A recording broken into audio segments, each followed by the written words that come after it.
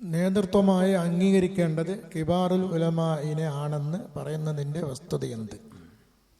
ഇവർ തെറ്റിദ്ധരിപ്പിക്കുന്ന ഒരു കാര്യമാണ് കിബാറുൽ ഉലമാ, വലിയ വലിയ പണ്ഡിതന്മാരെ പരിഗണിക്കുന്നില്ല, വിസ്ഡം അവരെ നോക്കുന്നില്ല, അവർക്ക് അങ്ങനത്തെ ഒരു രീതിയില്ല എന്നൊക്കെ പറഞ്ഞ് നമ്മൾ പണ്ഡിതന്മാരെ കുറ്റപ്പെടുത്തുന്ന ആളുകളാണ്, അവഹേളിക്കുന്ന ആളുകളാണ് എന്ന ഒരു ധ്വനി ഉണ്ടാക്കുക. യഥാർത്ഥത്തിൽ കിബാറുൽ ഉലമ, വലിയ വലിയ പണ്ഡിതന്മാർ പ്രാമാണികമായി എഴുതി വെച്ച ഗ്രന്ഥങ്ങൾ മുന്നിൽ വെച്ചല്ലേ നമ്മൾ ഓരോ കാര്യങ്ങളും മനസ്സിലാക്കി പോരുന്നത്. ഇപ്പോ ഈ ഉള്ളവൻ തുടക്കത്തിൽ പറഞ്ഞ ആയത്തുകൾക്കും ഹദീസുകൾക്കും എന്റെ വക വല്ലതും പറഞ്ഞോ? മുഫസ്സിറുകളെ ഉദ്ധരിച്ചില്ലേ? മുഹദ്ദിസുകളെ ഉദ്ധരിച്ചില്ലേ? അങ്ങനെ തന്നെയല്ലേ കാര്യങ്ങൾ പറയുന്നത്. അപ്പൊ ഓരോ വിഷയത്തിലും നമ്മൾ ഉലമാ എന്ത് പറഞ്ഞു എന്ന് നോക്കിയിട്ട് തന്നെ പോകുന്നത്. ഇവിടെ നമുക്ക് ലജ്നത്തുൽ ബുഹൂസുൽ ഇസ്ലാമിയ എന്ന ഒരു പണ്ഡിത സഭ നമുക്കുണ്ട്, ഇല്ലേ? ആ പണ്ഡിത സഭ ഓരോ വിഷയങ്ങളിലും പഴയകാല പണ്ഡിതന്മാർ, ആധുനിക പണ്ഡിതന്മാർ എന്ത് പറഞ്ഞു അത് കൃത്യമായി നോക്കി അവർ മുന്നോട്ട് വെച്ച തെളിവുകൾ എടുത്തു വെച്ചല്ലേ കാര്യങ്ങൾ വിശദീകരിക്കുന്നത്. അതിന്റെ വലിയ ഉദാഹരണമാണ് ഇപ്പോ ഈ ജിന്ന് സിഹറുമായി ബന്ധപ്പെട്ട വിഷയം വന്നപ്പോ നമ്മൾ ആ ചർച്ച വിദേശ നാടുകളിലുള്ള അറിയപ്പെട്ട പണ്ഡിതന്മാർക്ക് കൊടുത്തു. അവർ കൃത്യമായി ആ ചർച്ചകളിൽ ഇടപെട്ട് നമുക്ക് മറുപടികൾ തന്നു. ആ മറുപടികളിൽ നമ്മൾ ഇപ്പോഴും വായിച്ചുകൊണ്ടിരിക്കുന്നത്. അപ്പൊ നമ്മൾ കിബാർ ഉലമാവിനെ പരിഗണിക്കുന്നു.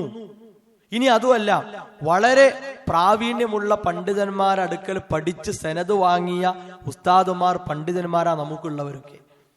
ഹദീസിന്റെ വിഷയത്തിൽ, അഖീദന്റെ വിഷയത്തിലൊക്കെ, അനന്തരാവകാശ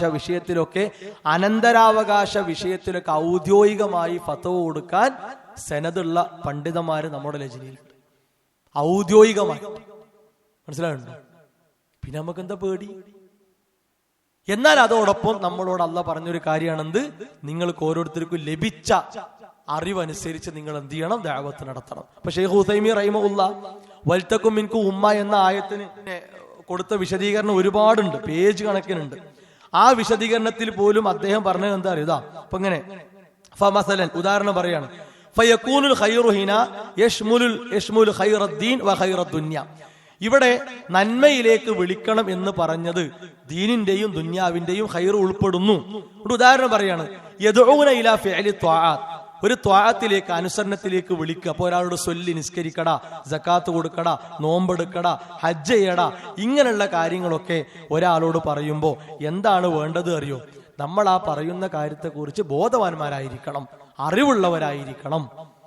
അത് നമ്മൾ ക്ലാസ് കേട്ടും ഉസ്താദുമാരോട് ചോദിച്ചും ഖുതുബ കേട്ടൊക്കെ പഠിക്കണം. നമുക്കുള്ള സംശയങ്ങൾ നിവാരണം ചെയ്യണം, എന്നിട്ട് പറഞ്ഞു കൊടുക്കണം. അതാണ് ഈ വിഷയത്തിൽ ഇസ്ലാം വെച്ച നിർദ്ദേശം. എന്നിട്ട് അത് ഇതാക്കിയിട്ട് എന്ത് ചെയ്യുക? നമ്മൾ കിബാർ ഉലമാനെ പരിഗണിക്കണില്ല, നോക്കുന്നില്ല എന്നൊക്കെ പറഞ്ഞ് ഇവര് പ്രചരിപ്പിക്കുന്നു എന്നല്ലാതെ ഒരു വസ്തുത അതിലില്ല. ഇപ്പോഴും നോക്കൂ നിങ്ങൾ, ഞാൻ ഇവിടെ കൊണ്ടുവന്ന പുസ്തകത്തെ, ഇത് ഷെയ്ഖ് ഉസൈമീന്റെ പുസ്തകമാണ്, കിബാർ ഉലമയല്ലേ. ഇനി ഷെയ്ഖ് ഫൗസാന്റെ പുസ്തകം കയ്യിലുണ്ട്, കിബാർ ഉലമയല്ലേ. അപ്പൊ ആ നിലക്ക് തന്നെ നമ്മൾ ഓരോ കാര്യങ്ങളും പഠിപ്പിച്ച് പോകുന്നത്. നമ്മുടെ ജാമിയ അൽ ഹിന്ദിൽ പഠിപ്പിക്കുന്ന പുസ്തകങ്ങൾ എടുത്തോ നിങ്ങൾ, ഒക്കെ വലിയ വലിയ പണ്ഡിതന്മാർ എഴുതിയ പുസ്തകങ്ങളാണ്, അല്ലാതെ ഇവിടുത്തെ ഏതെങ്കിലും ആളുകൾ എഴുതി കൂട്ടിയ പുസ്തകങ്ങളല്ല. എന്നിട്ട് വെറുതെ ആരോപണം പറയാന്നല്ലാതെ അതിൽ യാതൊരു വസ്തുതയില്ല.